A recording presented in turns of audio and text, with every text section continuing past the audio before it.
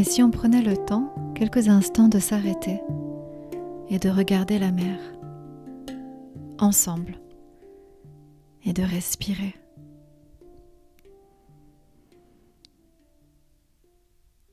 Dans le dernier podcast, j'avais eu l'élan de parler de la joie.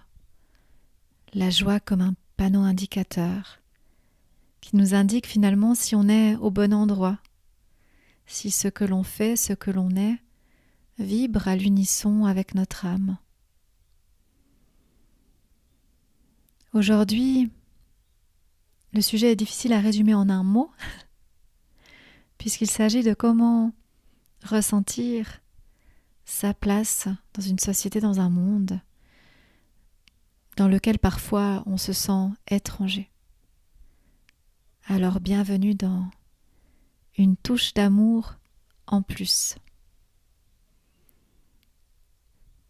Par la force des choses et par ce que je suis, forcément que je vais aborder le sujet de la sensibilité et de l'hypersensibilité.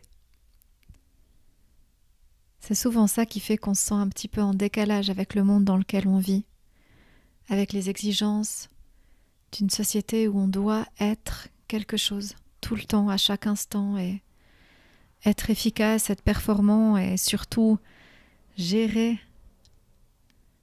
nos émotions et tout ce qui nous traverse. Et au cabinet, je rencontre énormément de gens. Dommage que ces gens ne se rencontrent pas d'ailleurs, parce qu'il y a souvent un immense sentiment de solitude, alors qu'en fait, on est vraiment nombreux à avoir simplement une sensibilité qui est un petit peu plus forte et du coup à ressentir les choses avec plus d'intensité. Moi, j'aime bien cette idée que la sensibilité, c'est comme un spectre en fait, et puis qu'il y a des gens qui seront à un endroit du spectre où ils ressentent moins les émotions, ou en tout cas qu'ils arrivent à les ravaler ou à les rationaliser. Puis il y a des gens qui sont plus à l'autre bout du spectre et qui deviennent vraiment hyper sensibles. Mais c'est pas une catégorie, c'est plus des nuances. Comme si on prend les palettes là de couleurs, puis qu'on est un peu plus dans, je sais pas, le bleu clair ou le rouge foncé, enfin voilà. Puis en fait, on voyage dans cette palette de nuances. Et pour moi, cette palette, c'est la sensibilité. Et maintenant, on parle un peu plus de l'hypersensibilité. Mais il y a bien sûr, il y a encore des nuances dans l'hypersensibilité. On pourrait dire que c'est une sensibilité qui peut-être sort un petit peu d'une certaine norme. Pour parler de ce sujet, il y a un auteur que j'aime beaucoup, Fabrice Midal, qui en parle extrêmement bien. Donc, on trouve maintenant de plus en plus de gens qui abordent en fait cette thématique. Puis c'est vrai que dans l'hypersensibilité, en tout cas que moi j'ai vécu, à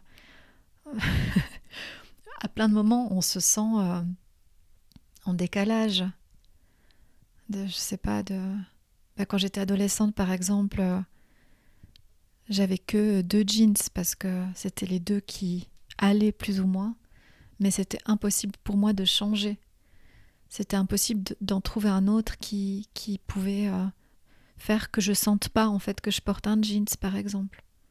Ce qui fait qu'une longue période de ma vie, j'ai porté que des robes et des jupes. Mais enfin, ce que je veux dire, c'est que en donnant cet exemple, c'est que c'est pas seulement lié aux émotions, c'est lié à tout notre être. Ça peut être cette hypersensibilité parce que des fois, il y a trop de bruit ou il y a trop d'informations auditives en même temps, par exemple. Pour moi, ça, c'est quelque chose qui est vraiment dur à supporter.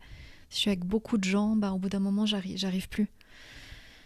J'arrive pas. Et puis souvent, je me mets un peu en retrait pour me protéger de ce trop plein de bruit. Mais ça peut être aussi, oui, simplement avec les vêtements, avec le corps. Pour ma part, je dois être très à l'écoute de comment je mange. Si je suis plus à l'écoute de comment je mange et que j'essaie de manger, par exemple, comme mon copain, c'est pas possible pour moi. Donc, à des moments, j'ai l'impression d'être très difficile. Et j'ai cru à un moment donné que j'étais difficile, que je me disais mais c'est pas possible, j'arrive pas à m'adapter en fait à juste vivre entre guillemets normalement, même s'il y a finalement pas tellement de normes. Et c'était difficile pour moi à ce moment-là. Et puis au fur et à mesure des années, j'ai accepté que j'avais une sensibilité qui était un peu plus forte peut-être que d'autres personnes, que c'était à la fois un cadeau merveilleux parce que c'est ce qui me permet de faire le métier que je fais actuellement, c'est ce qui me permettait d'enseigner aussi comme j'enseignais, voilà. Ça me permet d'être à l'écoute, ça me permet de ressentir énormément ce que les autres ressentent et donc d'être à l'aise dans ce que je fais aujourd'hui comme métier. Mais c'est clair que c'est aussi des limitations à certains moments. Mais en fait, j'ai accepté que c'était ma manière de fonctionner. Et quand je vois des gens qui souffrent de ça au cabinet, c'est souvent qu'ils sont en lutte avec cette manière de fonctionner. Qui disent mais je suis pas normale, j'arrive pas à être au même rythme que mon compagnon, que mon mari. C'est dur pour moi quand on m'invite à sortir parce qu'en fait le fond c'est que j'aimerais toujours dire non. Et c'est pas que j'ai pas envie de voir mes amis, mais c'est qu'en fait j'ai besoin de solitude. Donc pour moi, se sentir à sa place, c'est d'abord accepter comment l'on est et comment on fonctionne, en sachant que c'est pas des caprices, c'est des besoins. Moi j'ai un immense besoin de solitude, c'est pas un caprice. C'est que si à un moment donné j'ai plus ces moments de solitude, je perds complètement mon équilibre. Si pendant plusieurs jours je mange ce qui ne me convient pas, je perds mon équilibre. On peut se dire, peut-être, si on n'est pas hypersensible, on peut se dire oui mais bon, enfin, faut quand même y aller ou oui, enfin c'est vrai, des fois il faut y aller et puis des fois je pense qu'on est tous capables d'être un peu au-dessus de nos capacités habituelles, suivant les événements de la vie, on va régulièrement se dépasser et puis faire des choses inattendues, c'est clair. Mais enfin, malgré tout, c'est quand même que nos besoins sont importants et que si on les écoute, alors on arrive à être un peu en équilibre. Pour ma part, si j'écoute mes besoins, j'arrive aussi beaucoup plus à accueillir les imprévus de la vie. Par contre, dès le moment où je peux plus en fait respecter ces besoins de base qui peuvent paraître futiles pour certains mais qui ne le sont pas pour moi, alors il suffit d'un imprévu et alors tout mon quotidien en fait devient difficile à gérer. Puis après, comme je l'ai dit, des fois on peut être surpris par nos capacités. Moi quand je suis allée au Sénégal, j'ai été surprise malgré tout que c'était pas très long, c'était sur 3 semaines, mais je veux dire, tout à coup j'ai vécu absolument pas avec mes repères dans un endroit que finalement que je connais pas, avec des habitudes alimentaires qui étaient extrêmement difficiles pour moi, avec un inconfort total, mais à la fois des découvertes évidemment merveilleuses et fantastiques. Mais ce que je veux dire, c'est que parfois on peut sortir de ces zones de confort. Simplement, on a tous un équilibre et cet équilibre, il est propre à chacun d'entre nous et c'est important de le connaître. Pour donner un autre exemple par rapport au son, au bruit, moi j'étais enseignante avant et c'est vrai que ce qui était douloureux pour moi, c'était des fois quand on faisait des travaux de groupe avec les élèves, c'était de savoir qu'il y aurait du bruit en fait pendant le temps du cours, vraiment du bruit permanent. Et quand je repartais de l'endroit où je travaillais, au début j'écoutais encore la radio. Puis un jour, en essayant d'observer ce qui se passait en moi, je me suis rendu compte qu'à ce moment-là, même la radio, c'était trop. Parce que c'était encore un son qui arrivait à l'intérieur de moi. Donc ça, c'est un exemple. C'est un exemple. Et puis plus on apprend à se connaître et plus on s'écoute, alors plus on sait ce qui est essentiel pour chacun d'entre nous. Un des podcasts, d'ailleurs, c'était sur l'essentiel. Et puis j'avais parlé dans ce podcast, justement, de bien repérer de quoi on a vraiment besoin. Du coup, j'en viens maintenant à la place qu'on a dans la société. Donc la plupart des gens qui ont l'impression de ne pas avoir leur place, c'est des personnes qui sont en chemin pour accepter en fait qu'ils fonctionnent un petit peu différemment, mais différemment en réalité des gens qu'ils rencontrent.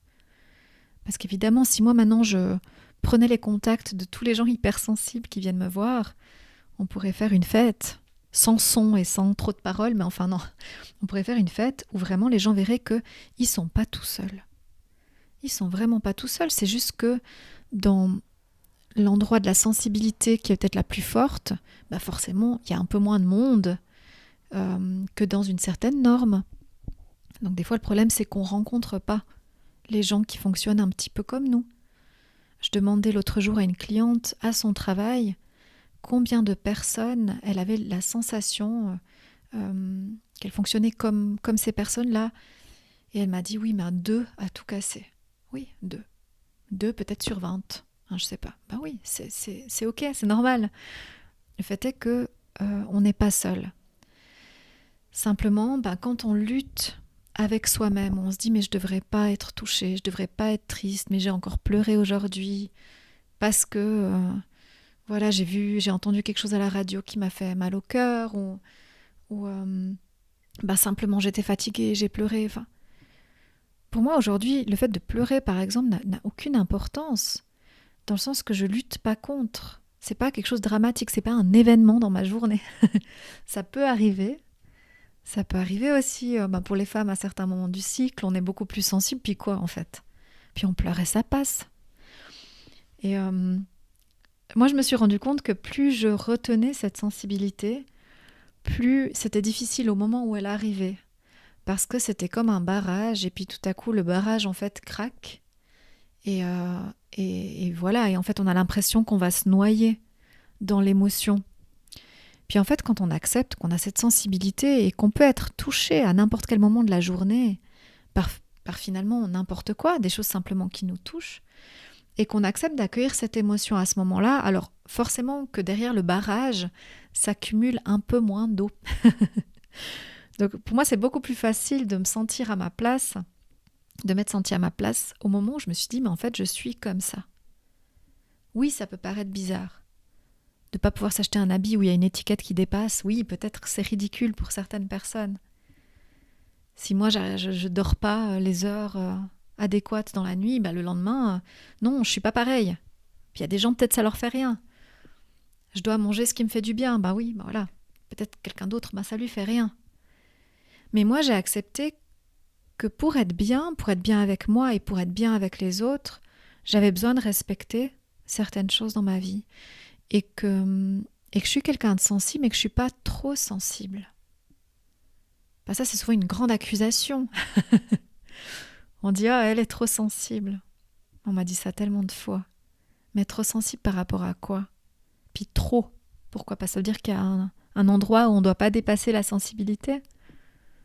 Moi, je ne me considère pas comme trop sensible. Je suis qui je suis et j'ai une sensibilité qui est très affinée. Je préfère presque le dire comme ça, plutôt qu'un trop, comme si on devait enlever. Je veux dire, s'il y a trop de mauvaises herbes, on enlève les mauvaises herbes. Donc c'est ça, quand on dit qu'il y a trop de sensibilité, c'est comme si on devait pouvoir gérer mieux ou enlever ce qui dépasse. Mais moi, j'ai pas envie d'enlever qui je suis. J'ai envie de pouvoir être qui je suis, dans le respect des autres, dans le respect des situations. Et ouais. Cette sensibilité, elle fait effectivement qu'à des moments, on va vivre les choses très intensément, les événements très intensément. Mais de nouveau, dans mon expérience, et c'est que mon expérience évidemment, mais plus j'ai accepté cette sensibilité, plus j'ai pu être forte à des moments où peut-être d'autres auraient craqué. Mais pourquoi? Parce que j'avais vécu en amont ce qui devait être vécu. J'étais pas en train de me retenir. Et du coup, à des moments où tout à coup, il faut être forte, il faut être là, il faut être présente, il faut justement gérer, je pouvais le faire. Mais parce qu'en amont, j'avais accueilli la sensibilité. J'avais accueilli la tristesse ou l'émotion. Moi, ce que j'aime bien chez Fabrice Midal, quand il parle, c'est qu'il dit souvent qu'en fait, être sensible, c'est juste être humain. Et une autre personne que j'avais beaucoup écoutée il y a quelques années, c'était Isabelle Padovani, et qui est devenue Issa Padovani, donc il aujourd'hui. Et lui disait que, en fait, être humain, c'était accepter d'avoir le cœur brisé 1000 fois par jour.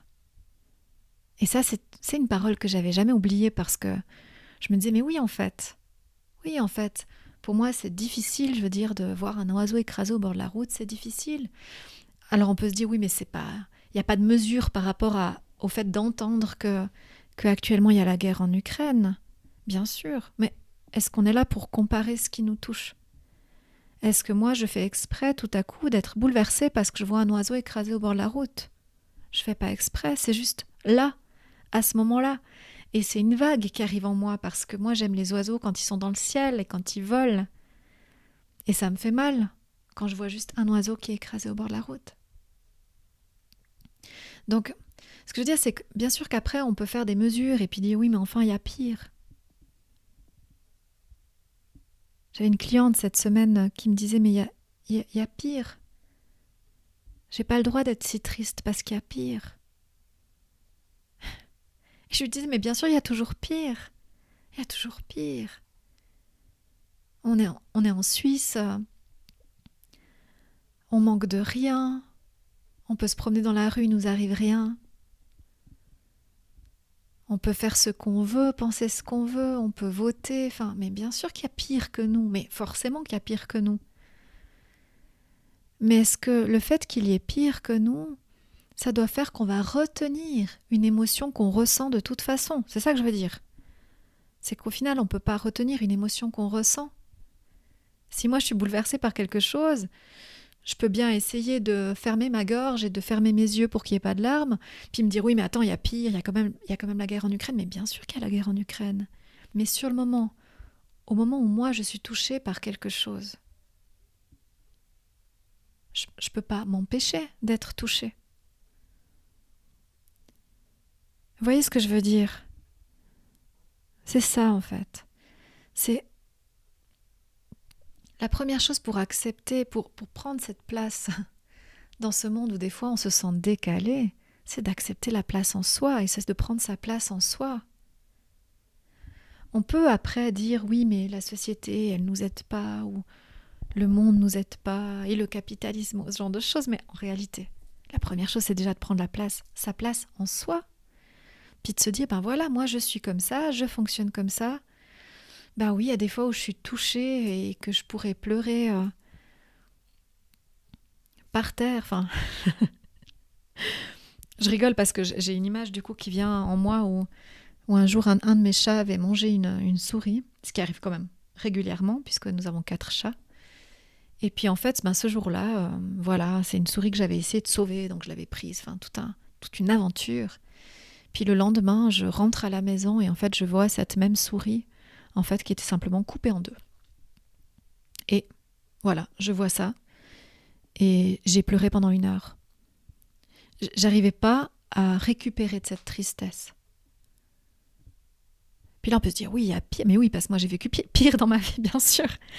Mais sur le moment, à ce moment-là, l'instant T où j'arrive et où je vois cette souris qui est coupée en deux, alors que moi, j'avais essayé la veille de la sortir de la maison, bref.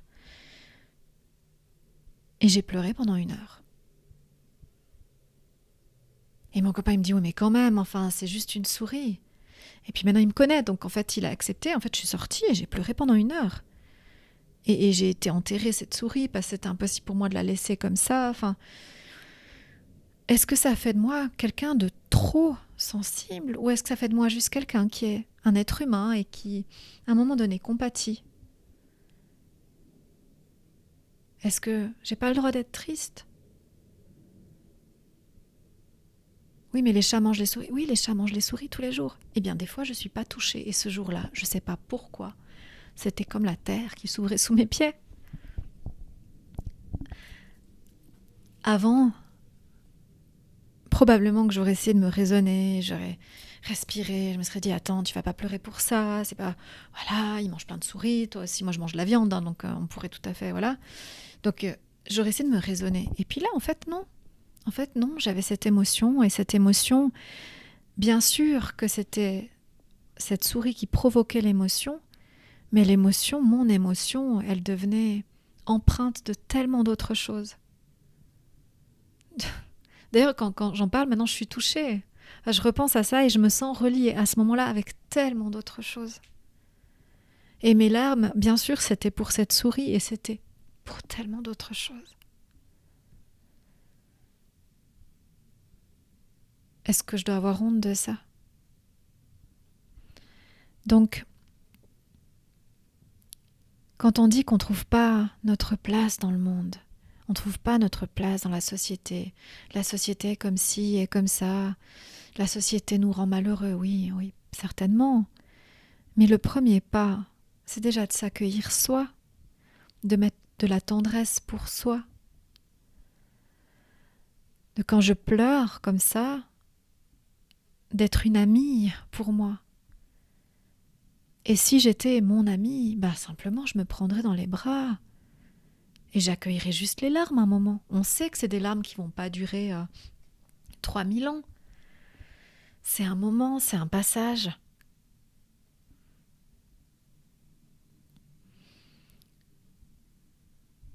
Moi, je trouve beau d'être touchée. Je trouve beau d'être touchée par ce qui se passe. J'ai beaucoup de mal avec la spiritualité détachée. En fait, même je la supporte pas. En fait, pour ceux qui me connaissent, c'est un peu ma lutte, mais dans le sens... Quand on a accès à ce qui se passe dans le monde, on a le droit d'être touché. Oui, mais on peut rien y faire. Mais quoi, on peut rien y faire? Oui, on a quand même le droit d'être touché. Et moi, je trouve beau qu'on soit touché. Je trouve beau qu'on soit bouleversé.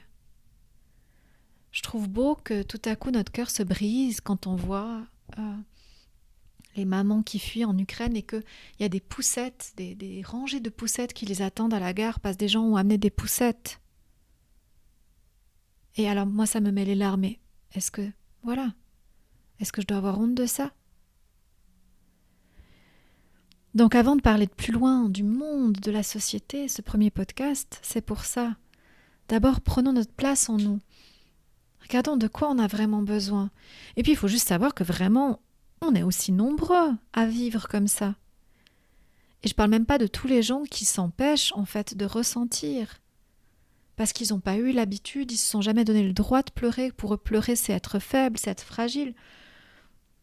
Et ces gens-là, ils retiennent. Moi, j'en ai aussi au cabinet. C'est des gens souvent un peu plus âgés. Et ils ont retenu toute leur vie. Puis tout à coup, ils ont 60 ans, ils viennent au cabinet, ils pleurent. Ils s'excusent de pleurer parce que tout à coup, ils sentent qu'ils perdent pied. Et moi, en fait, j'ai l'impression que c'est l'inverse. En fait, ils prennent pied en eux. Parce que tout à coup, ils se mettent en accueil de leur souffrance. Et ils se mettent un avec ce qu'ils sont. Et ça, c'est la base. Après, bien sûr, on peut toujours s'améliorer sur des points. Je dis pas, on est comme ça, je changerai jamais. Bien sûr que non, des fois on évolue, on apprend aussi des fois à... Moi j'aime pas trop le mot gérer parce qu'on gère pas... Enfin moi-même je ne suis pas une entreprise, je suis une personne. Mais des fois, donc je me gère pas, mais des fois j'apprends à plus vite en fait accueillir l'émotion et plus vite la transformer autrement, mais en l'ayant toujours accueillie d'abord. Donc voilà, des fois évidemment, on évolue, on grandit, on apprend. Mais la base, pour se sentir à sa juste place dans le monde, c'est d'abord de se sentir à sa place en soi. C'est comme ça, c'est vraiment comme ça qu'on ajoute la touche d'amour en plus. Parce qu'on parle beaucoup d'amour dans ces podcasts, c'est sûr, puisque c'est le thème. En lien avec l'ange aussi, j'en parlerai au prochain podcast. Mais on ne peut pas ajouter une touche d'amour en plus vers l'extérieur si on ne fait pas l'action de s'aimer soi-même. S'aimer soi-même, ça veut dire accepter, se regarder avec ses ombres et ses lumières, ses forces et ses faiblesses, et ses larmes et ses rires. Et c'est comme ça qu'on ajoute une touche d'amour en plus dans nos vies. À la prochaine.